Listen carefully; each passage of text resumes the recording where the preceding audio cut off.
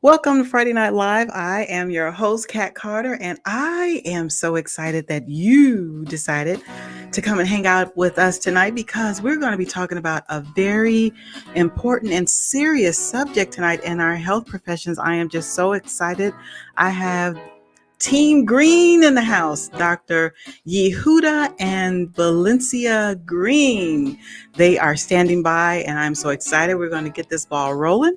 All right, so let's do a little background. Friday Night Live is a positive platform where we come to inform, innovate, and inspire. And I sure hope that's what we've been giving to you for a little while, almost 2 years, huh?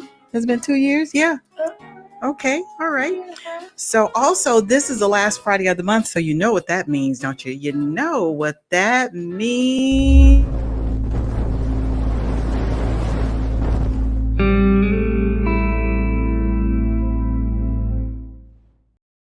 You have a chance to win a $50 gift card tonight with our trivia. All right, so stand by for that.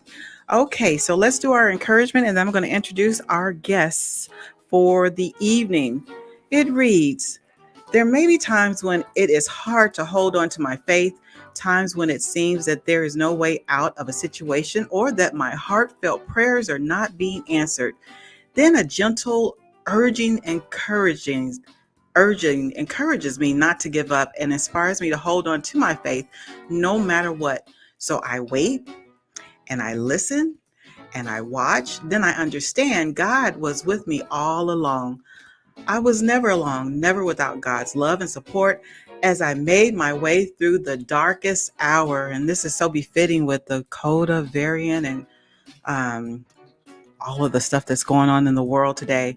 In fact, it was my faith that opened the door to God's presence so that I was guided to a place of inner peace. In every situation, my faith keeps me united with the miracle working power of God. Taken from the Daily Word, 365 days of love, inspiration, and guidance. OMG, let me tell you about my guest. I'm so excited. So, Dr. Yihoodah he practices as a psychiatrist and family medicine, and he's has over 26 years of experience. His lovely wife, Dr. Valencia, she's the executive director of the Healing Hands Resource Center, where their mission is to assist Illinois residents to develop a mental and physical foundation for life. So, without further ado, please welcome to Friday Night Live, Doctors Yihoodah and Valencia Green.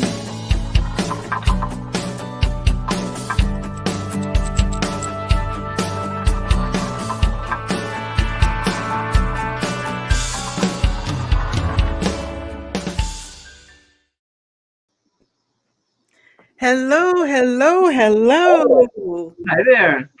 Hi, I am just so honored to have both of you on the show tonight. This is just a very befitting subject. Is very important. I don't think it gets enough. What's the word? It's like it is, yeah, like it doesn't exist, but it's very serious. It's very important. And it's not talked about enough. And so I'm just so excited that you all are here to kind of give us a little overview of mental health. And I'm going to be quiet and let you all go ahead and get started, and let's get the ball rolling. I got some people on here. I know that they're You go ahead. excited and looking to get some answers and maybe a little help. Well, Kat, first of all, it's really awesome to be with you tonight. I'm so impressed with your format and your music, your bumper music. I was jamming to. I'm a musician myself, so I know good music when I hear. Oh, we have to invite you back. Yes, yes, indeed, indeed. It's good to be here. Yes, sir. Let me just say, music is one of the things that got me through life.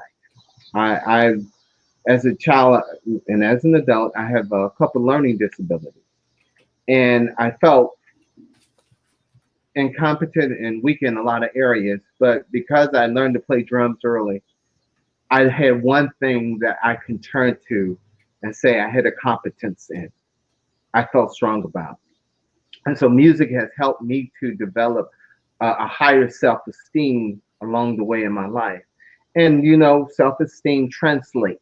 If Mm-hmm. you feel strong in one area, you tend to be more brave in approaching another area in your life.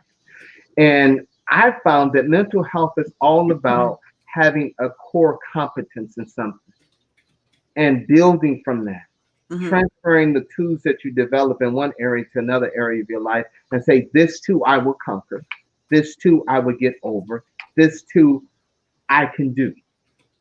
And once we get that spirit, as the Bible say, we're conquerors. Yes, sir. I have not created you with a spirit of fear. Once we take that in internally, it translates into every part of our lives and help us to face those things that are very difficult sometimes to face and to overcome.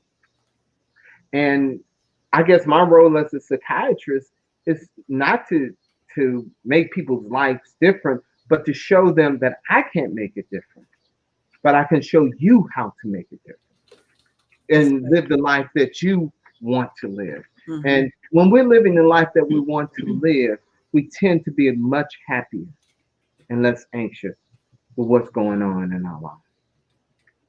So music is an important. For me, music has been an important part of that process, and I'm just trying to share my discoveries with other people on how to feel more empowered in your life. That's good. When a lot of people say mental health, the automatic response is, oh, that's not a good thing. Oh, we need to be hush hush about it. Oh, this is taboo. I think that being able to realize and think about, when we just sit down and talk to a friend, we are establishing an opportunity to check on our mental health. When we're sitting down and we are able to say, hey, this is how my day went, or hey, I had this huge conflict today and I just want you to hear about it. I don't need you to offer me guidance. I don't need you to find a solution. I just need to get it off my chest. That's one piece, one portion of mental health. And so often we box and we corner mental health over here, and we say, okay, this has to stay right here, just in this avenue, versus incorporating it with our routine, incorporating with our everyday life, with our spiritual self, with our philosophies, our ethics, and so forth. So instead of boxing it over here, being able to make it, all inclusive in the things that we do. Um, so when a person mentions or someone suggests, well, maybe talking to a therapist might be helpful, the automatic response is, oh, people are going to think that there's something wrong with me, or people are Yeah. going to think that I'm crazy. And instead of thinking, well, one of the opportunities an individual has is to be able to say, I'm going to voice what's going on with me. I'll have an opportunity to hear myself, because when I voice it, I can hear what I'm saying. And Mm-hmm. then I can bounce that idea off of someone else to get a response from that. And one of the goals is to be able to allow and give guidance to that person to say, hey, bounce that idea off and check it back with yourself and see if this is something that you actually agree on, versus are you responding to something that is a situational thing and you're being either too critical on yourself or you're not looking at things from a broader perspective. And so a huge part of mental health is we realize we have to address our pattern of thinking. We have to address what is it that we think, and what are the principles and basic concepts that we use in that pattern of thinking, and should we question those concepts? So if we could look at mental health in terms of that broader perspective, I think we give ourselves the opportunity and the advantage of benefiting from those mental health discussions. That's good. I, Yeah, to add on with what Dr. Green said, one of the things is that most people don't realize is that my emotional state, my psychological state, is often triggered by things. Many of the things that we feel and think We've been feeling and thinking for so long that we forgot that we even feel and think these things. Wow. And when we see something, when we hear something, when we have an experience, those memories get triggered and they come back up. I'm angry and I don't even know why I'm angry. But something triggered me to feel this way. Something triggered me to think this way. And the whole psychotherapy process is to help you to understand what's triggering you. Why do you, when did you start thinking this? And why are you thinking this? Is that, can I challenge you in that thinking? Is that thinking healthy? Did you have, are you connecting unhealthy thinking with an unhealthy experience? And how can we disassociate those two? So when we're talking about mental health, we're really talking about how do we get at what we're feeling and what triggered those things. I think continuing with that, being able to immediately identify what that emotion is so important because as you're saying, often we have an emotion, we know it's there, and we kind of try to gloss over it. We try to Mhm. overlook it, and we say, "Oh, it's nothing," or "Oh, I really don't have time to deal with it." And instead of coming back to it and dealing with it, that emotion sits there, it festers, it builds up in whatever negative ways that are we give it opportunity to. And it's so important to as close to the event as possible to say, "Oh, I'm going to put a name to this emotion." And sometimes that's challenging, particularly if we're not accustomed to using the language of, "Oh, I feel." Not just I'm upset, I feel disappointed. I feel upset. I'm sorry, angry. I feel that I've been let down. I feel embarrassed. Those are specific words that give more information that help us identify exactly what's going on with us. One of the things I often say to our families and our parents with the Resource Center, when we're talking to families and our children, it's so important to incorporate mental health in terms of a daily routine and in terms of a lifelong thing. Not just, oh, when you get to a certain age and, oh, when I see that there's an issue, then we're going to talk about it. But from the time that they're so ever so small, for instance, telling the parent, when your child comes home from school, if you have the opportunity to be there when they come home or whenever you see them after school, giving them a 3 to 5 minute check in. And at that time, you're giving them an opportunity just to get off their chest, to voice what's going on with them. It gives them a chance to identify that emotion, and they may not have been able to identify it. It gives them Mhm. a chance to connect. It gives them a chance to feel good about those good things that happen to them. And the role of the parent is just to be able to sit there, to listen, and to validate. And sometimes as parents, that's hard to just sit and be quiet and listen because so Yeah. often we want to rush in and give suggestions or help them solve an issue or a problem. But Mhm. just to sit and get the ball rolling by being as specific as possible, maybe saying, well, instead of how was school today? And they say, Right. you say, well, what did you do? And they say, nothing. Saying something like, well, how did that math test go? Or how did that math discussion on fractions go today? Was it really hard? Mhm. Or how did the elections go for class president?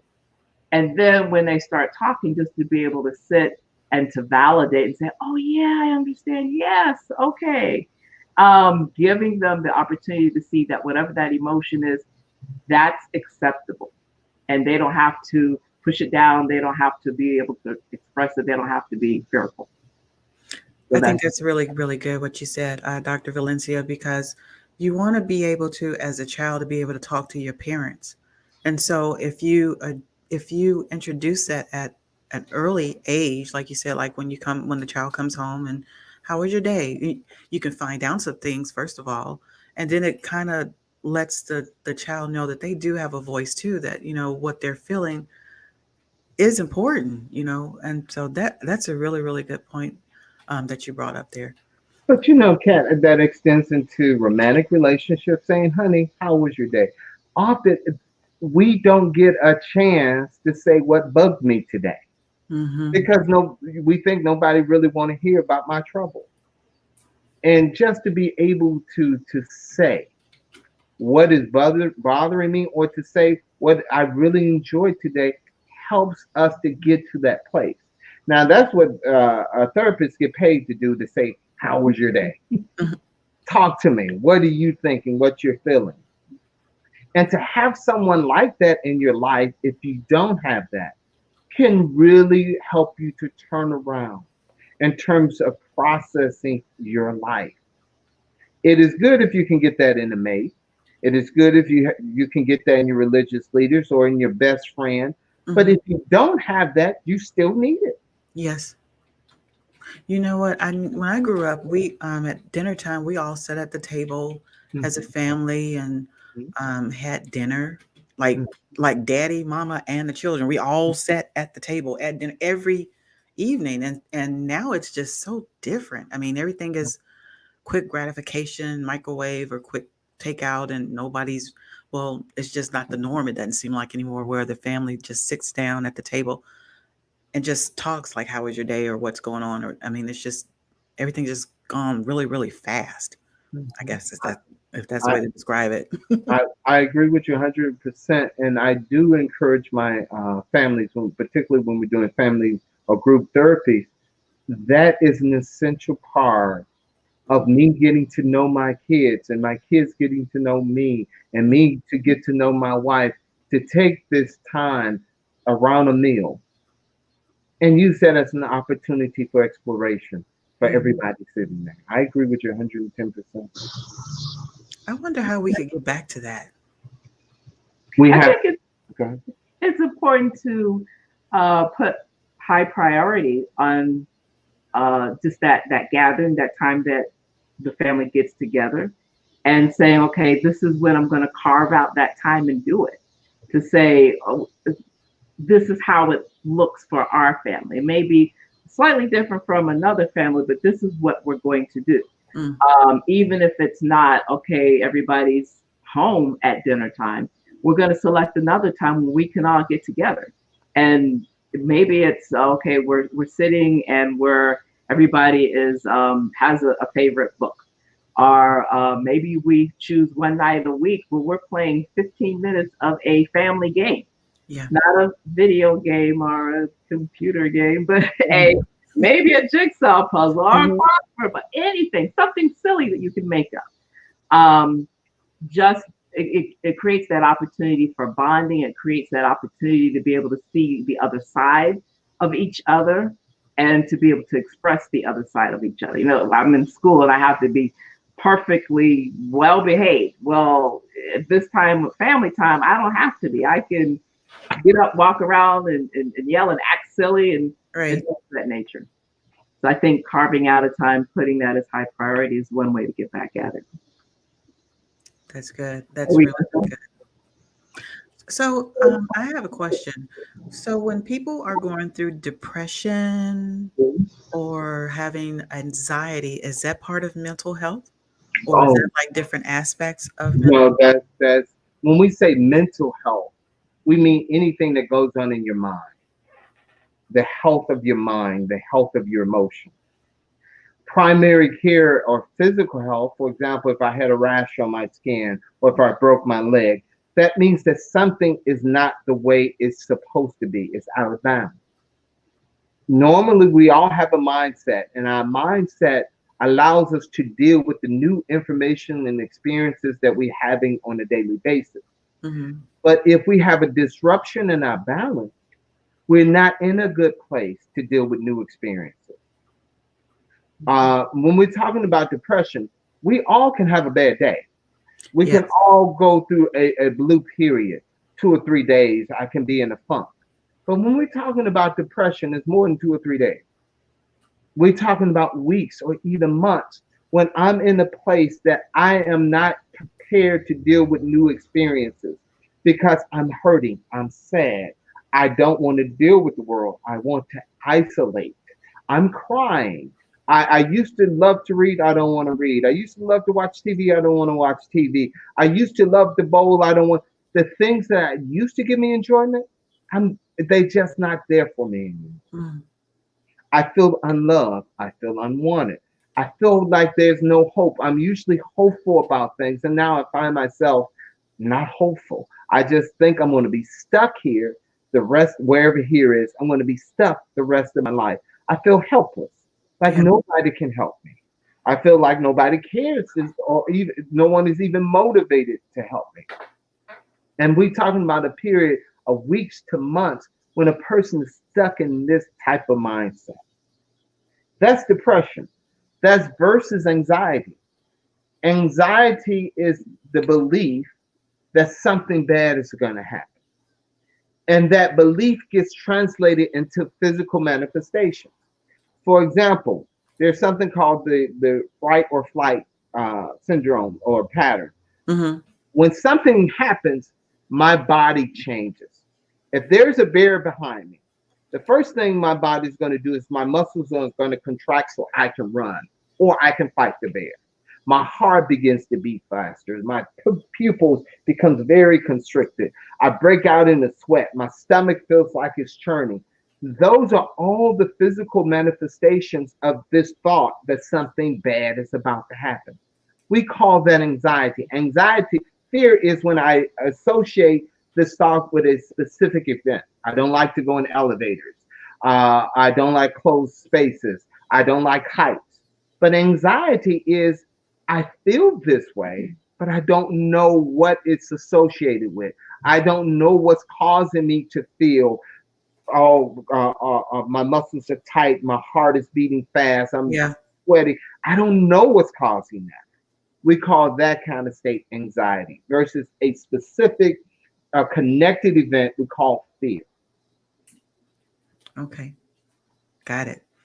I was experienced. I think I got a chance when I talked to you when we did our initial invitation to the show. I was telling you a little bit that I was experiencing a little anxiety when school started, and my heart was beating fast, and Yeah, it was just crazy to where, and I was like, why is my heart beating fast? Like it was beating fast in situations where I don't think it should have been beating fast. sure. And so I was like, I don't know if I read it somewhere or I saw a video, but they started showing all the different symptoms of anxiety. I was like, I got that. I do that. And I was like, oh my gosh, I have anxiety. So now I have to figure out why I'm having this anxiety. My Right. mentor thinks I have the imposter syndrome. So I've been getting ready to start looking at that a little bit, but yeah. Okay. But yeah, so it's real. And what I found out was when I opened up and not dealt with it in silence, I found out that there were other people that deal with anxiety or have those feelings as well. It's just that we deal with it in silence. I don't think that's good, but we Right. deal with it in silence and we act like everything is good, and it's not. It's not, and so that is really another main reason why I wanted you two to come and hang out with us and kind of just talk to us a little bit about this situation. Now the who you were gonna Don't forget your thought. But I was going to say, you mentioned that the anxiety is a production of as a result of a fear, Mm-hmm. and often, usually, we don't know what it is we're afraid of. yeah, And so, I think it's important to have a conversation about. So, what do we do about addressing that? We don't know where that fear is coming from. We know we feel anxious. We know we feel fearful, but so how do we address it? And I That's think good. that's a key thing. How do you address something that you don't know what is the root of the issue? and again, being you mentioned silence. Silence is the enemy. Yes. We have to give everything a voice.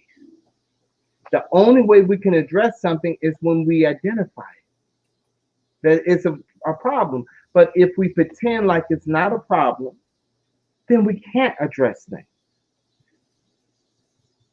We have to be willing to look funny and odd to people. Sometimes we don't want to address something because that's going to make me look weak. That's going to make me look strange. You use the word crazy. I use the word crazy often. That's going to make me look crazy.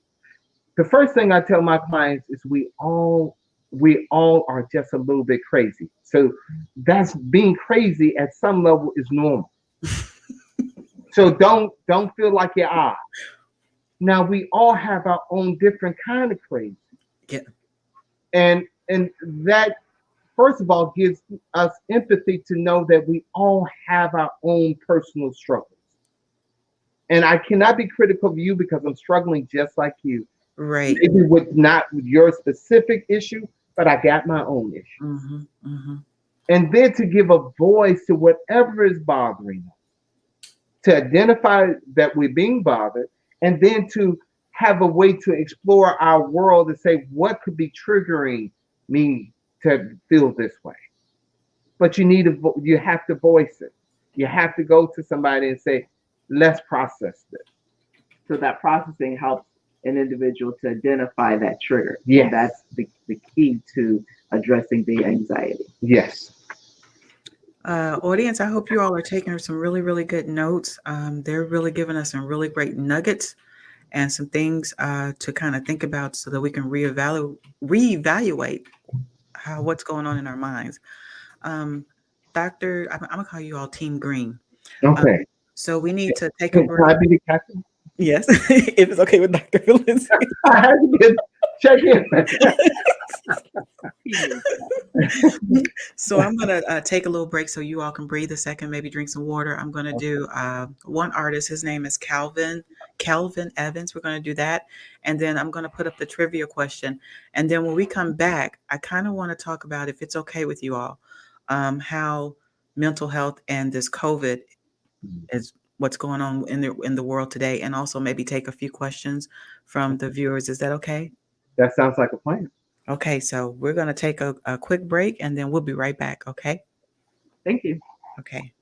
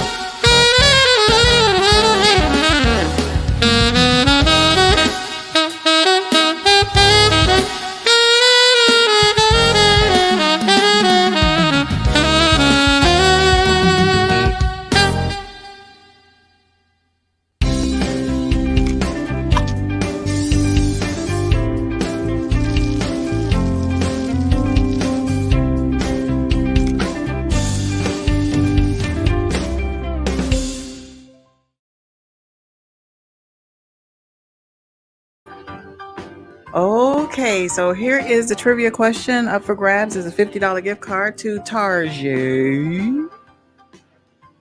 You know what? I could use the $50 to a Target. I could get the toothpaste. Uh, Well, I know I just bought you toothpaste. oh, you just bought me toothpaste, so I could get some snacks. Well, I just got you snacks. Oh, okay. So I can get some clothes. I can get me like a nice blouse and some socks. Well, it's hot. Oh, it's too hot for socks. Anyway, I'm sure they'll find something to do with the $50 gift card, right? Yeah. Okay. All right. So here is the question. So we're talking about mental health tonight with Dr. Yihoodah and Dr. Valencia Green. Team Green is in the house. And if you notice, I got like the little background green because they're here. So this is our question. Mental health is defined as what? A constant feeling of contentment. That means whatever is going on, you are content. Striking a balance in all aspects of your life, social, physical, spiritually, and economic and mental, or C, achieving a period of 12 to 18 months without a psychotic episode. I wonder what it is. Do you know what it is? I definitely know what it is. Oh, okay. Again, that was Kelvin Evans. He's from St. Louis. And actually, I believe today is Michael Jackson's birthday. So he was actually playing one of those. Did you recognize that song? I'm a bad fan. No, I didn't. All right. Well, we're going to go back to Doctors Yihoodah and Valencia Green while you all figure out the answer to the questions. They don't know what it is. They're back. Yay. Okay. Okay. I got you, doctors. We're back on. Excellent question. Okay. I was hoping y'all wouldn't say the answer because they would have heard it. They'd be trying to listen and get the answers. I They'd be trying to know. cheat. You know. Okay, so welcome back. Welcome back. For those of you that are just tuning in, our topic today is mental health, and we have doctors Yihoodah and Valencia Green hanging out with us, giving us some pointers about mental health. So I'm going to open it back up so they can talk to us a little bit about, we're going to talk about COVID and mental health. And if you all have any particular questions, you can start putting them in the comments, and we'll get as many questions as we can. Okay, doctors. Now, one of the things we understand when there are major life events, such as the death of a spouse, such as losing a job, um, these tend to get us off our normal balance. Of course, COVID just turned turned the world around. We had to change the way that we eat. We can't go to the restaurant anymore. Many of the things that we did in order to relieve stress, such as going out to movies, going to the amusement park, all of our stress relievers were totally cut out from underneath us. We couldn't go out. We were requested to stay in the house. We can't even socialize anymore. So all the things that we did to relieve stress was suddenly not an option anymore. So naturally, more people begin to feel more anxious. More people begin to feel more depressed because their stress relievers were no longer available. And the other issue of isolation. When I can't be around people, I tend to become more isolative in my thinking as well as physically. So COVID, of course, began to cause a lot of people to, and then there was this whole notion that the world was about to end. Right. Uh, in certain communities, it was the belief that the Antichrist was about here and Armageddon was upon us. And so that created a lot of depression and anxiety for some people. All of these things created the perfect storm where, of course, we're seeing more depression and anxiety throughout the country. Yeah. But the hope is as we begin to open up, when it's safe, as we begin to open up more, people will again find those things that help them to relieve their emotional and psychological stress. Okay. Yeah. I guess just the unknown and is just I know when this is really how this show got started. When COVID hit, the atmosphere was depressive and fearful and Yeah. just scary. And I believe that was my mandate to, I know that I am an encourager. And so I was like, well, what can I do to just kind of try to ease some of it? And so just for an hour, was just supposed to be a spot where family could come and just relax, not have to look at the news, not be stressed out, just listen to some great music, have some fun. And yeah, so this COVID has really shifted a lot of things. And I don't think it'll ever get back to normal to our, I wonder, will we get back to what we consider normal as far as society is concerned? Well, let me tell you this: we are pretty resilient as a species. We can adapt and we can figure out how to overcome a lot of things. I'm very, very hopeful Yeah, me too. that we as a society, we're going to get back to wherever normal was, but we're going to get there. I think another thing, being able to realize that COVID was an eye opener to addressing other things. And so while we're resilient, we're also able to say, oh, there's something over there that has been kind of under the cover to some people, and now it's more out in the open and obvious to everyone. And some of those things are the social injustices, Oh, the yeah. inequities that are consistently around us. And so it's interesting how during COVID, those differences were just made so readily apparent in terms of lack of access to healthcare, in terms of the fact that COVID was impacting the minority community, and how obscure it was in terms of let's look at this and say, okay, this is not just something that happened and out of the blue happens Mhm. to do this, but that there are societal things that are set up, and these are some of the reasons why we're seeing these differences, why we're seeing a difference in the statistics, and it's essential that we address these things. So I think as we are looking at more resilient, we're also looking at the fact that now we have a different type of platform to look at these social injustices. As I call it, Dr. V. As Dr. V was saying, we have had this health disparity for many, many years, but it was only talked about in certain medical communities Mm. as if it was a scholarly issue rather than it was a real issue. The reason why COVID has hit certain communities so hard is because we are already so vulnerable with the high blood pressure, with the obesity, with asthma. All of these things just made us very vulnerable for a virus like COVID to knock us out anyway. Mm. I think we have to be a lot more aggressive in addressing the primary care disparities and inequities so that when a COVID comes, will we be prepared to deal with it? We were already, as a community, we were already so financially vulnerable. It didn't take much to really cause us a major crisis, particularly in African American communities. So many of us work in healthcare. So many of us work in entertainment. Mhm. That when COVID came, we were some of those most impacted because of where the type of work we were already doing. And that tells us, well, for future reference, maybe we need to make some adjustments here. Wow. Can you all give us some suggestions? So, say we're having a little anxiety or we're a little depressed or we're having these symptoms.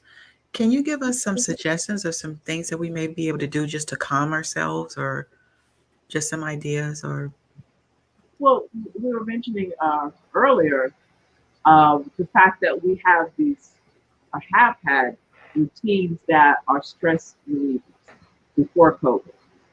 And then when COVID came and the world was turned upside down, those things kind of disappeared. It's yeah. still essential to be creative and create some new stress relievers to create, okay, I'm not going to see my friends directly in person as often as I was before or at all, but I need to make sure that we're doing a Zoom call. I need to make sure that we're doing a check-in and talking by phone. I need to create something where I'm having an opportunity to connect with another individual, even if it's sending out a postcard or just doing something to establish that connection. Okay. Another thing is realizing, okay, what is that thing, that enjoyment piece that I was doing previously? How can I change it but still participate in it? So we saw a lot of people weren't able to go to the gym, but hey, you can go outside and just walk around the block, or you can go to a specific area that if your block is not the most opportune place to be, find an area that's acceptable for you to do that. Even if it's, I'm going to go up and down the stairs in my place, or I'm going to go and find a YouTube video and do some walking. They have videos where you can walk in a 5x5 area for an hour, and it's exhilarating. But the key is finding that thing that is enjoyable to you, being creative, creating a new thing, placing it high priority, and carving out time and saying, okay, I'm going to do this twice a week on Tuesdays and Thursdays at 1:15 after lunch, and I'm going to stick to doing that. It's so essential to create that routine and say to yourself, I give myself permission to do this. I think another big thing is, since so many of us have been home, we've been doing a lot of Netflix and all the horror movies, and we've been filling our heads with so many things that provoke anxiety, that of course you're going to be anxious. Sometimes it's important just to filter out and block out all of that negativity. At the beginning of the pandemic, every day we were so bombarded with so much negative and scary information. It was hard not to be anxious.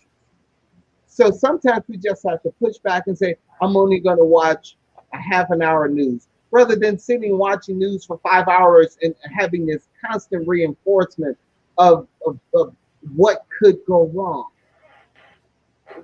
Putting yourself in an environment that encourage positive feelings and positive thinking, rather than bombarding yourself with a lot of things that provoke negative feelings.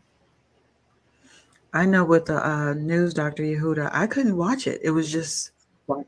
it just got to where it was just too much. I just couldn't. Right. Okay. Would you all believe the time is almost over with? That went kind of fast, didn't it? Oh no. It's almost 10 till. But what I wanted to do is I wanted to you all to talk about the center a little bit and let people know what you all, the services that you all provide, and you all can go ahead and Sure. talk. I'm going to put it up here on the screen so they can see it, but we can still hear you. Well, we are Healing Hands Resource Center. As our logo indicates, we provide integrated health services. So as we mentioned earlier in the show, we understand that the physical health impacts the mental health, that the mind, body, and spirit are all interconnected. And so while we are fortunate to provide the mental health services, Dr. Green is also a family practitioner, and we provide the primary care services. We are a resource center in that we provide community outreach. So let me go through some of our mental health services that we provide first, and then I'll talk about our community outreach. We provide the therapy we've mentioned before, which means sitting down and talking to a therapist, being able to just get thoughts out, get ideas out. That's what therapy is. We understand that therapy is patient-centered, patient-driven. We also provide the medication monitoring, where the individual sitting down and talking to our psychiatrist and reviewing the psychiatrist's recommendations on, this is what I think is going on, and this is what I think would be helpful to you. Mm-hmm. What would you like to do? Again, these are my recommendations, but it's patient-driven. We also provide the case management, which is can be client-centered consultation. One of the huge things that I do that I really enjoy is sitting with families of students, and particularly students who have challenges in terms of learning. Some students who have learning disabilities or in special ed are just challenges in terms of their academics, need help with tutoring. And I help provide that student advocacy and parent advocacy. And so we may sit down with the school administration or school staff and say, these are the things that we've noticed because we've been talking the past 6 months about maybe a student's depression. And we can say, well, this is how we see a piece in terms of how we can address the academic challenges the student has. And so that's some of the case management that we provide. All of these services that I mentioned are offered by video conferencing. And so one of the nice things is we don't have to look at trying to drive to try to find us as providers. Individuals don't have to be bombarded with, I need to have a babysitter, and so many of the challenges that were impacting access to mental health services, now they decrease somewhat. And so the only thing an individual needs is access to the internet. Many of our patients even use their cell phones, their smartphone, and just use the link that we established, which is HIPAA compliant, which means that we have that confidentiality piece, and we're able to talk to them by way of the video conferencing. So that's the mental health services. In terms of community outreach, we understand that having an impact, a positive impact on families and helping families to be strong and effective is going to have an impact on the community as a whole. And so that's what our goal is, to be able to create resources and get individuals in touch with resources to strengthen families. One of the things that we just had earlier today was a back to school backpack and school supply giveaway. Oh, wow. Where we were able to hand out backpacks and school supplies to individuals in the community, give them some encouragement, indicate to our students and our families that, hey, this is important. This is why we're giving away backpacks, because we understand that you going to school, you getting the most you can out of this opportunity, we're telling you and reminding you it's important. And so that's one way of connecting. We also were able to provide COVID testing. We're looking in the future in terms of being able to bring in a provider to do COVID vaccinations as well. In the past, we've also done items such as basketball camps, where we bring our young people in. We have some coaches that we were able to bring in with us, and they spend some time one-on-one with our students who happen to have a love for basketball. And so while they had a chance to be mentored by coaches at that same event, they also had an opportunity to say, okay, Dr. Green, we really need to talk this week because I failed all my tests on my midterm exam. And then while they're sitting there talking to Dr. Green, the other students say, hey, that happened to me too. So being able to create that environment where our young people could talk and have something in common, we understand that was a way of uplifting and empowering the community. Well, one of the things we really understand, grabbing someone in the collar and sitting them in front of a therapist is not the way to get therapy. We need to do contextual therapy. Let's have a discussion in a real life context. A child is more likely to have a discussion playing basketball than they are to sit in front of a therapist and how are you doing today? A child is more likely to discuss their feelings while we also have a music program, while we learning our scales, while we doing something that they enjoy and talking about it, rather than having a quote unquote traditional therapy session. So we try to make sure that we get into the context of the people that we serve. That's strategic. That's really wow. That's some really wonderful things that you're doing for the students. I mean, they need that. So like, I really like when you said like the basketball. Like, okay, so we're playing basketball, and at the same time, I got somebody I can talk to. That's like wonderful. wonderful. It's like two taking care of two things at one time. Wow, but they don't. I don't even know if they even realize that's how strategic you all did that. It just, I mean, they. It's just that's really good. Who thought of that, Dr. Let me just say this quickly. I had a student one time. He was very difficult. Got into a lot of fights at school. He got into this fight at school. I was also his basketball coach, and so they were going to suspend him. And his mother was all upset. So I went and picked the kid up, and we had to go to the. He was in high school, and he looked at me and said, "Who are you going to say you are?" And we both know psychiatrist was not the answer. So I said, I'm going to tell him I'm your basketball coach. He said, we can go with that. Wow. And I bet he opened up. Okay, so it's over. It is so over. Oh, Let me see what time it wow. is. But I Yeah, need I want to say you are such an awesome host. thank It was you. such a pleasure to get to know you a bit, and I see your talent. It is Oh, thank you, amazing. Dr. Everybody Valencia. can't do that. We just thank you so much for bringing that talent to us and to the community. Thank you. Thank you so much for the encouragement. Thank you. Thank you. Let me just say this. I haven't had an hour go by this fast since my first date with my wife. I told y'all it's gonna go fast. I need your help though. I need y'all's help on this trivia question. So let me put it up here right quick. So let me pull this down. So I got this from I think it what was the name of that? It was Health Cares. And anyway, it was one of those tests where you have to take it. And so I thought it was B at first. Hmm. But then when I started reading what the definition of mental health was, it almost made me feel like it was contentment. Like like no matter what's going on, you're able to kind of balance or handle, no matter what. Yeah. So can you give us the correct answer so I don't get it? I Before, know it's not C. before Dr. Green mentions the correct answer, I wanted to comment on A by asking you a question. Do you always feel content every minute, every second of every day? No. Nobody does. No. No, this was her I'm question. sorry. Do not just you, do human beings. Is that part of the human experience? That is not even realistic. Exactly.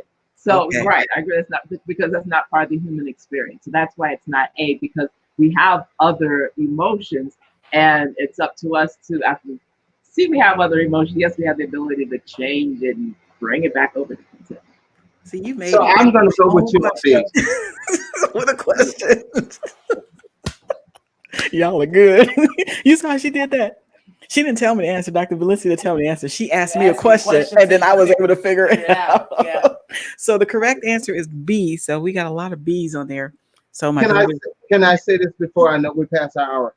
But we are working our way down to East St. Louis, and we are looking for some partners to do some mental health work down there. So if anybody can help us, please give them our information. yes, let me put it back on the screen. I'll put it back on here. So their phone number is 773-467-6967. And I also have the website address on that on their Healing Hands Resource Center.com. Um, Also, audience, I want to let you all know if you all didn't hear what Dr. Valencia said, if you need some counseling or someone to talk to, they do virtual uh, appointments. So you don't have to like drive to an office as long as you have an internet or your cell phone, you can get the help that you need. And these are a wonderful team of doctors, I'm sure, that can help steer you in the right direction. Doctors Yihoodah and Valencia Green, thank you so much for giving up your time. I know you all are in a lot of things, and I'm just so grateful and honored that you were able to kind of shuffle your schedule around to come and hang out with us for a little bit and share with us the importance of knowing about what mental health is and giving us some pointers of how to deal with some of our issues. So thanks again. Blessings to you Thank you on for your having us. yes, sir. Blessings to both of you for on your future endeavors, and I would love to have you all come back maybe during Mental Health Month. Maybe we can do this as a mental health awareness thing if your time permits. We can make it happen. Yes, sir. Thank Thank you. you. Thank you so much. All Be right. You all blessed. Be careful. yes, sir. Have a great evening. Bye bye. All right. Did you all enjoy that? I got so many good nuggets. I got some great things that I could do to kind of help with my anxiety. What about you? What about you? What about you? Did you all enjoy that? Send them some hearts and some likes. Encourage them. They have a wonderful center out there that's dealing with this illness of mental health, and they are doing some great things with the students. And so let's encourage them. So make sure you send some hearts and some likes. And again, Cheryl, we can put the phone number and the web address if you want to on there and flag it. So if anybody's interested or want more information, reach out to the Greens. Okay. All right. So do you have a winner? Yes. Okay, give me some music behind my voice. Ooh, it's just ooh. Look at the hearts. They're sending the hearts. Yay! Okay. Who's our winner? You want to get on with me? Okay, get on with me. Oh, you changed it on me. Okay. Yeah. It was slow. No, that's okay. Okay. So, all right, go ahead. All right. Our winner today is Carmen Cunningham. Carmen. Carmen, girl. You there? Carmen, what you gonna get at Target? Come pick me up. Come pick me up when you get your gift card so we go shopping. All right, you want to do some quick Cheryl shout outs, but before you do that, let's thank our guests again. Where I got a picture of both of them. They're so beautiful. Let's see. I made a picture. Oh, I know it's Team Green. We want to thank the doctors, Yihoodah and Valencia Green, for coming and hanging out with us today. And next week, OMG, next week, y'all, you know what? One of the artists that was at our concert in March, Happy Guitar. Happy Guitar is coming to Friday Night Live, and he's been on touring a little bit. They've been doing things to recognize BB King. Remember who BB King was? And this guy right here is such a great guitarist. He actually got asked to do that, so he's been traveling to Arkansas and California and all over the place doing these wonderful concerts in honor of BB King. But anyway, he is going to be in the house next week. I'm going to have to, do they still make Geritol? Because this is going to be a crazy show. I'm going to need all the energy that I can actually fester to do. I mean, I think he's going to bring all the energy enough. So You we'll just already feed know off of it. him. You already know it. So you don't want to miss that. Make sure you're here next week. All right, sure. You want to do a free share shout outs? I know it's late in the hour, but I'm doing some shout outs. Okay.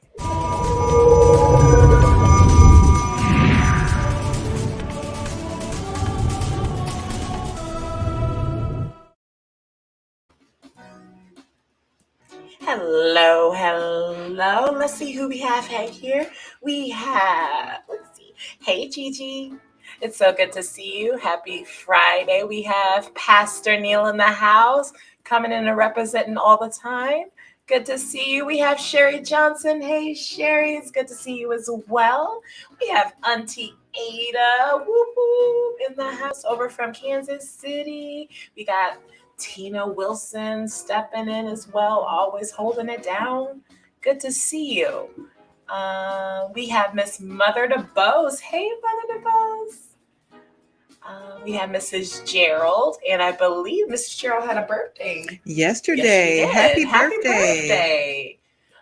We have Walter D. Williams in the house, President of the NAACP Edwardsville. Yay! We got Bonnie Wilson over on our YouTube, always keeping it down on YouTube. Yes. Hey, YouTube. We have Miss Karana, Miss Girl. Hey, Karana. Happy Friday. We have Auntie Sally and Auntie Maybe up in the house as well. Hey. We have the whole family. We have Lady Jackson. Hey, Lady Jackson. Lillian Williams. I don't remember where you're from, but welcome back and glad to see you. Carmen Cunningham. Hey, Carmen, and congratulations. Congratulations, Carmen. $50 to Target. And we have Charlene, the Stamp Queen Collector. Boop, boop. Hey, girl. Oh, and you were right. It was Michael Jackson. It was Michael Jackson. Mhm. Yeah, I thought I heard it was his birthday today. And I think that's it. All right. So thank you all for tuning in. Have a safe and wonderful weekend. You know, it is hot here. Ooh, it's hot. I mean, the wind is even blowing hot. It's like, OMG. So you all be safe out there. Drink some water. And Lord willing, we will see you next week. Next week, same time, Same station. same station. Love you guys.